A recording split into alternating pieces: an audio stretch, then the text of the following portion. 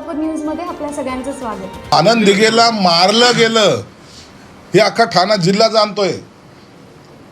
दुपारी होणारा डिस्चार्ज त्या आनंद दिघे साहेबांचा अचानक मरतात, बोलता चालता मरतात ताबडतोब, आणि त्याला अटॅक दाखवला जातोय। या सगळ्या गोष्टी काही कालांतराने म्हणजे लोकांच्या लक्षात येतात, कालांतराने पुढे येतील।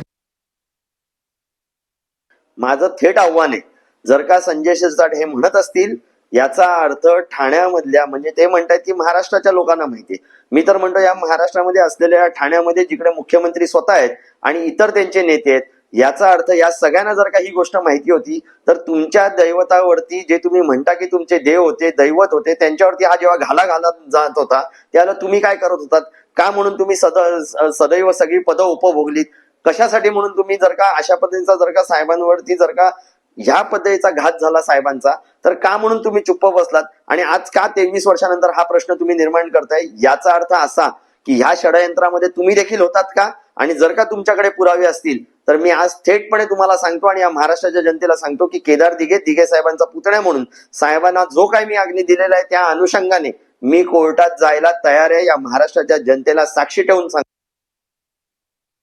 चौकशी करायला काय हरकत नाही, त्याला काय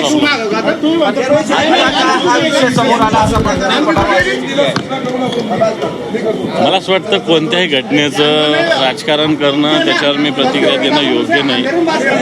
परंतु दिघे साहेब काय ठाण्याहून मुंबई, मुंबईहून सुरत, सुरतहून गुवाहाटी, गुवाहाटीहून गोवा, गोवाहून मुंबई येणारे नव्हते, ते ठाण्याहून डायरेक्ट मुंबईला जाणारे होते। आता यांना सगळ्या ठिकाणी जर सगळ्याच गोष्टी दिसतात याने निश्चित चौकशी करावी, तुमच्या हातात सरकारी करावी। दिघेंना मारलं याच्यामध्ये कितपत सत्य काय नाही, सगळ्या गोष्टी स्पष्ट आहे। मला वाटतं नेहमी त्या विषयावर चर्चा करण्याची आवश्यकता नाही। माझं सोलापूर न्यूज या यूट्यूब चॅनलला सबस्क्राईब करा आणि बेल आयकॉन प्रेस करायला विसरू नका।